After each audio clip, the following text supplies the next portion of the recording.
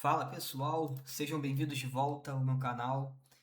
É uma honra ter vocês aqui comigo novamente. E hoje a gente vai falar um pouquinho sobre estatística aplicada, tá bom? Eu montei uma base de dados aqui de teste, né? Uma simulaçãozinha aqui para que nós trabalhamos, para que nós trabalhássemos. A base de dados basicamente ela tem três colunas, tá? Ela tem salário, experiência, performance. E a gente vai entender aqui exatamente como que a gente consegue aplicar, né, isso no mundo real, né? Quais são as métricas estatísticas que a gente consegue fazer, né? Os cálculos, como que a gente vê isso se concretizar no mundo real. Ao final deste vídeo, você vai entender, né, as estatísticas fundamentais, né, para analisar qualquer dado, tá bom? Então, se você gosta desse tipo de conteúdo, né, já curte aí, comenta, compartilha com os amigos, tá bom? Que ajuda muito a gente na divulgação desse material. E, então, vamos adiante,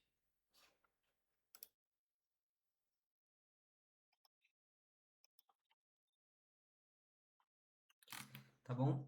Então, pessoal, dando seguimento aqui, né? Opa, posso fechar isso aqui. Pronto. Dando seguimento aqui, o que a gente está fazendo aqui nós vamos importar as bibliotecas que a gente já está acostumado. Então, Pandas e NumPy, nós já viemos trabalhando com ela há algum tempo, né? Matplotlib e Seaborn a gente já está usando ela para visualização de dados, tá bom? Então, aqui nós temos a nossa primeira visualização dos dados e aqui dá para a gente ter uma noção. A gente está falando de uma base de 300 linhas com três colunas, tal qual foi definido aqui em cima, tá bom? Então, enfim, só curiosidade. Vamos adiante. Deixa eu ver só se eu definir aqui as bibliotecas. Definir, tá bom. Então vamos falar um pouquinho sobre média, pessoal. E eu acho que a média, né, é o conceito estatístico que todo mundo pensa, né, em primeiro, né? Então, assim, o que que seria a média, né? Soma tudo e divide pela quantidade, né? Pelo número de itens, né? É o centro de massa ali dos seus dados, né? Mas eu acho que a média, né? E não eu acho, né? Mas a média, de certa forma, ela pode ser um pouco tendenciosa. Em outras palavras, né? Como aqui a gente está falando de cargos e coisas do tipo, suponhamos que na mesma planilha você tenha 299 estagiários e um CEO ganhando 1 milhão, 1,5 milhão de reais por mês. A média vai explodir, né? Então, não representa tão exatamente assim, né? O que é o mais próximo do real. E por que disso? Porque existe um conceito chamado outlier, né? E o outlier, ele mostra tudo que desgruda ali do padrão, né? Mais abaixo a gente vai falar um pouco dele com mais detalhes, tá bom? Então, geramos a base, tá bom? E aqui, ó, é muito simples a gente fazer a média, tá, pessoal? É um único comando, a gente não precisa fazer um comando somando tudo, fazer um outro comando somando a quantidade de itens que tem. Não, a parte da biblioteca já faz isso pra gente, tá bom? Então, vamos aí. Mas deixa só eu fazer uma coisa aqui que eu acho que vai ajudar a gente. Print aqui, retornando, retornando a média salarial, né? Então, perfeito. Vamos adiante. Então, a gente já entendeu o que é a média. Vamos falar um pouquinho sobre a mediana, né? E sobre os quantis. O que que seria isso, tá? Vamos trazer aqui, né, a definição que eu trouxe, né? A mediana é o divisor de águas, né? Deixa eu. A mediana é o divisor de águas do seu conjunto de dados. Se você colocar todos os valores em ordem do menor para o maior, ele é exatamente o valor que está no meio, tá bom? Então, deixa eu tentar traduzir isso aqui para você, né? A mediana, de certa forma, né? Ela vai ser quase sempre a sua melhor amiga, né? A métrica que você mais vai usar ali no dia a dia, principalmente por quê? Porque ele isola o efeito do outlier, entendeu? Ele isola esse efeito. tá? Então, e aqui novamente, pessoal, assim como aqui em cima, né, nós usamos min, aqui a gente pode usar o median, que ele já vai retornar para a gente aqui a mediana disso. E aqui para baixo, pessoal, nós vamos definir aqui, eu vou colocar esse comentário aqui, ó, quantities, né? Ou também você pode chamar de quartiles, que também é uma nomenclatura utilizada, tá bom? Então, beleza. Q1, né? Q1 seria aquela primeira divisão ali, né? Nos primeiros 25%, né? Q2, né? Basicamente seria a parte central, né? O meio ali da coisa. E o Q3 seria o terceiro quartil, né? Então, tudo que vai até 75% ali do grupo, tá bom?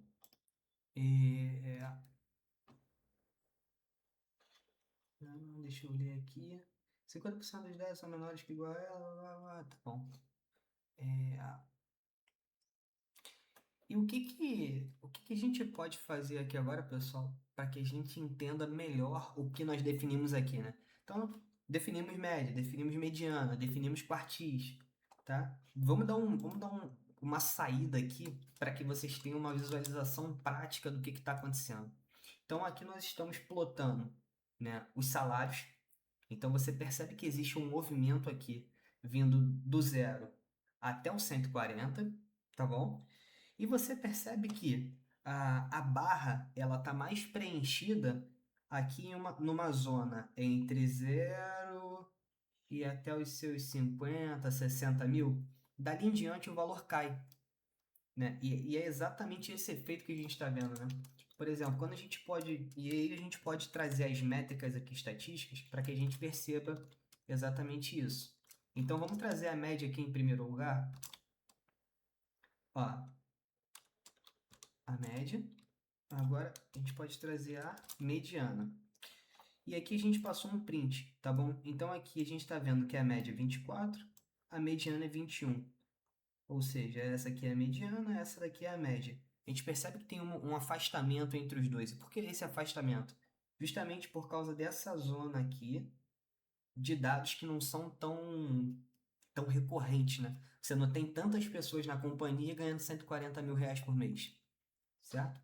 E assim sucessivamente. Então, assim como eu comentei no início, a gente pode falar um pouquinho sobre os outliers, né?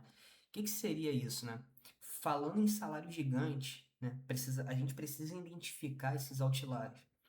Por quê? Aqueles valores que fogem do padrão, eles podem ser erro de coletas ou podem ser simplesmente normais, né? Então, nessa questão aqui, por exemplo, de salários, nós temos C-levels que podem ter salários tão altos nesse nível, né?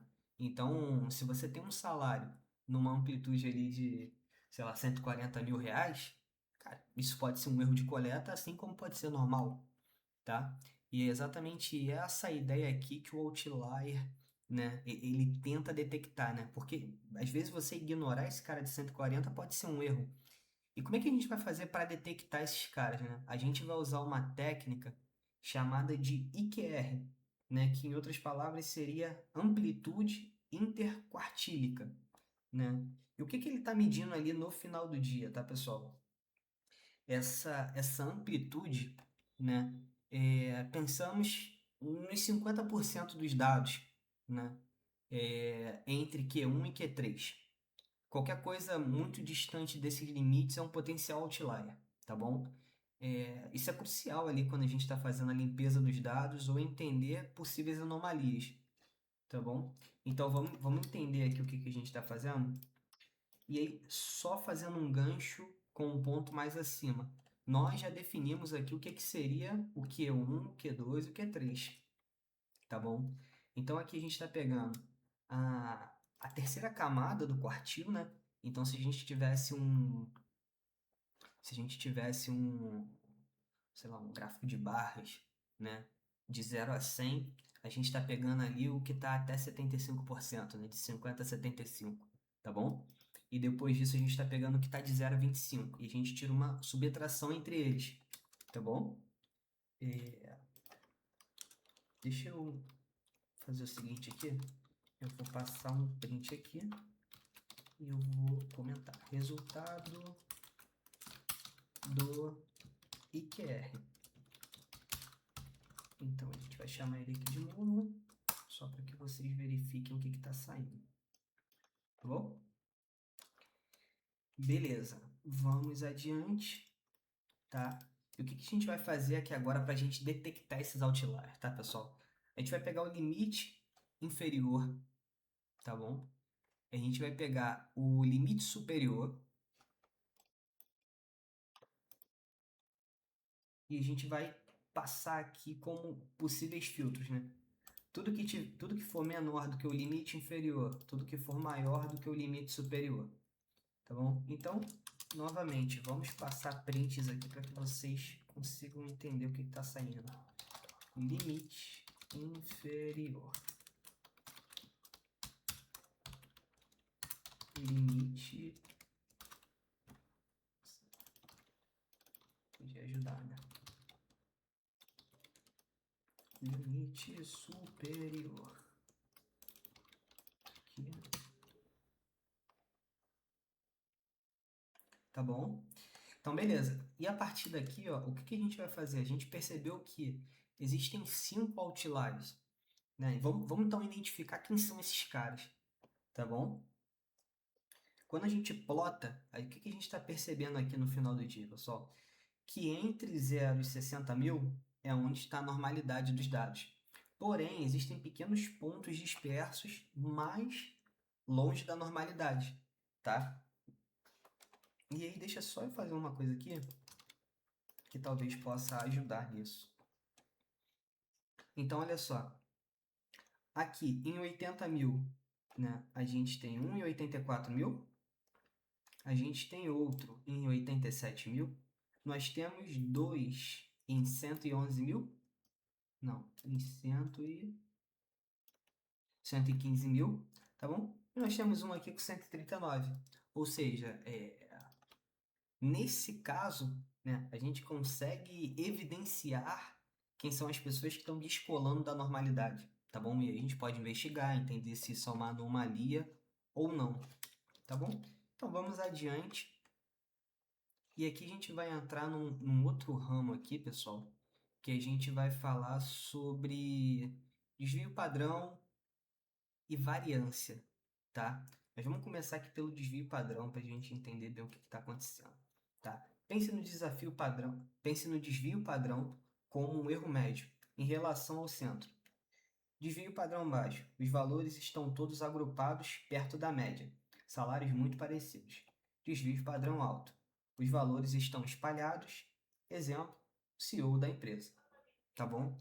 Então, é isso que a gente está tentando identificar aqui nesse primeiro momento. Tá bom? A gente está tentando entender se existe muita diversidade nos dados, ou seja, existem salários muito diferentes, ou se não, está tudo muito dentro de uma normalidade, tá? Os salários são muito parecidos, houve um erro aqui quando eu recebi a base, eu recebi uma base só de estagiários, então os dados estão muito iguais, enfim, é isso que a gente está buscando entender aqui nesse primeiro momento, tá bom? Então, vamos adiante aqui, a gente pode falar um pouquinho agora sobre covariância, tá bom? E aqui, eu acho que a gente precisa entender duas coisas, né? A primeira é centro e a outra é dispersão. E quando a gente quer entender a relação entre duas variáveis, né, entra ali a covariância e a correlação. A correlação a gente vai deixar para daqui a pouco, tá? Num degrau abaixo. Mas a covariância nos diz a direção dessa relação. Se a experiência aumenta, o salário aumenta. Mas se ela é sensível à escala, né? Por isso usamos a correlação nesse sentido, tá bom? Então, é isso que a gente está querendo demonstrar, né? Então, aqui o que eu trago de introdução é covariância positiva, né? Maior do que zero. Quando x aumenta, y aumenta. Em outras palavras, quanto mais experiente eu sou, mais dinheiro, mais bem remunerado eu sou. tá? Então, eu tenho muito tempo de experiência, naturalmente, meu salário acompanha isso, tá bom? Covariância negativa, menor do que zero. Quando x aumenta, y tende a diminuir. Então, deixa eu pensar um outro exemplo aqui. Quando x aumenta, y tende a diminuir. Quando, quando a minha baixa performance aumenta, né, o meu salário tende a diminuir. Em outras palavras, eu não performo bem, naturalmente eu não tenho um salário tão alto como eu gostaria, tá bom? Ou então a gente pode pensar no NPS, né? Quanto mais detratores eu tenho, menos vendas eu tenho, entende? Porque naturalmente o que nós estamos buscando é, se eu tenho um indicador de NPS, quanto melhor for a minha reputação dentre os meus clientes, naturalmente eu tenho uma venda mais fácil, porque eu tenho indicação, entendeu? Então, a lógica é mais ou menos essa, tá bom? Então, passamos pela covariância e vamos entrar de fato aqui na correlação, tá? E a escala de interpretação que eu trago aqui para vocês, né? Diferente da covariância, a correlação é sempre de um valor entre -1 e 1. Então, mais um, né? Ou seja, tudo que tiver positivo, né? Correlação positiva perfeita, sobem juntas em linhas retas. Ou seja, mais experiência, mais salário, né? Ausência de relação linear, tá? Quando ela está zerada, ou seja, não tem relação nenhuma entre os dois números, tá? Correlação negativa perfeita, uma sobe e outra desce. Em outras palavras, aquele exemplo do NPS, né? Então, se eu aumento o meu número de detratores, eu tendo, né? Por exemplo, um exemplo bom também, por exemplo, se eu tenho mais detratores, né? Eu tenho mais evasão, eu tenho mais churn, né? Então, esse é um exemplo bom. E aqui a gente vai calcular a correlação entre esses dois números, né? Em outras palavras, né, de 0 a 1, ou em nível escalar, você pode botar isso de 0 a 100, né? Quanto que o tempo de experiência explica o salário nessa relação de dados, tá bom? Então aqui é 0,83, ou seja, você percebe que ele está muito próximo de 1, né? É uma relação muito boa que ele tem. E aqui a gente plota esse gráfico abaixo para que a gente consiga entender essa relação, né? Então você percebe que as pessoas de 0 a 4 anos, elas têm basicamente uma linha reta aqui, né? Mas você percebe que ao passar do tempo e ao ganhar de experiência, essa tendência se torna quase que uma curva, né? Então ela vai subindo escalarmente, tá bom? E aí, pessoal, um outro tema que eu trago aqui para vocês também, que é um fato que causa muita confusão na cabeça das pessoas, né? E o que que seria isso, né? A diferença entre causalidade e correlação, tá? É uma frase muito comum nesse mundo de dados que o pessoal vai falar, olha, correlação não é causalidade, né? E o que as pessoas estão querendo dizer com isso, né? Eu trouxe um exemplozinho aqui embaixo, né? Aqui em aviso, né? Correlação não implica causalidade. Então, em outras palavras, o fato de as vendas de sorvete e os ataques de tubarão subirem juntos não significam que é uma causa, que um causa o outro. O causador comum é o verão. Então, assim, por mais que você perceba que esses números eles tenham algum tipo de contato entre eles, algum tipo de correlação, é preciso sempre fazer esse, esse double check, esse triple check, para que você não cause esse erro, né? De você achar que um número está explicando o outro, quando na verdade a influência, na verdade, é um terceiro KPI que você não estava mapeando, tá? Então, aqui o que eu trago para vocês é uma tabelinha de correlação. O que seria essa tabelinha aqui de correlação, pessoal? É, deixa só eu fazer mais um ponto aqui entre correlação e causalidade. É que aqui a gente chega num ponto mais sensível, que separa bem um bom cientista, né, de um excelente, né? E E essa frase é muito importante de se ouvir, né? Quanto mais você gravar, entender, e desmembrar, aplicar em outros exemplos, né? Como uma espécie de laboratório mesmo, né? Então, peguei um outro exemplo, deixa eu ver se isso aqui, se essa correlação e causalidade tem sentido uma coisa entre outra, né? Então, pode haver outras variáveis em jogo, tá? É sempre bom ter isso em mente. É sempre bom estar resguardado disso, tá? Lembra daquele clássico também de venda de sorvete, ataque de tubarão, né? Coisas como essa, tá? Então, para pensar em causalidade, a gente precisa ir além, tá? Talvez com uma ideia de DAG, né? Seria um gráfico acíclico dirigido, tá bom? É mais ou menos assim. Ele vai ajudar a gente a mapear como as variáveis realmente se influenciam, tá bom? Então, eu acho que era esse adendo que eu queria fazer, tá bom? E aqui trazendo a tabelinha de correlação, que basicamente ele vai trazer a correlação, né, que nós vimos aqui em cima para cada variável desse data frame, né? Então, qual o nível de correlação entre ano de experiência com ano de experiência? É correlação perfeita, porque os números são o mesmo, né? Então, anos de experiência com performance score. Tem uma correlação aqui de 88%. Perfeito, uma correlação bem alta, por sinal.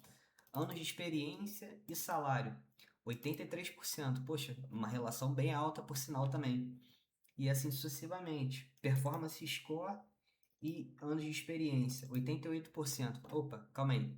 É o mesmo 88 daqui. Sim, é o mesmo, né? Porque a gente está tratando a variável independente, né? Então, tudo que você vê de x para y, você também vai ver aqui, tá bom? Porque você vai fazer x, y, x, y, x, y.